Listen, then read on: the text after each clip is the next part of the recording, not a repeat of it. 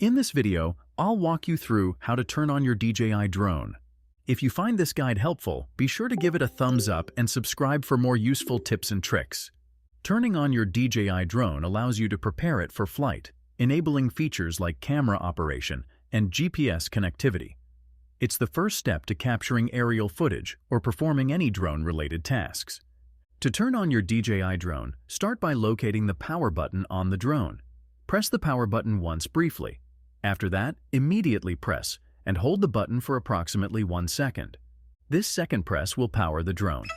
You should see the indicator lights on the drone activate, confirming that the drone is now turned on and ready for use. Make sure you are in a safe area before turning on the drone, as it may start its systems, and it's important to avoid any obstructions or potential hazards. After powering on, you can proceed with other setup steps such as connecting the remote control and preparing the drone for flight. If you liked this video, make sure to subscribe for more tips and tricks. Thanks for watching.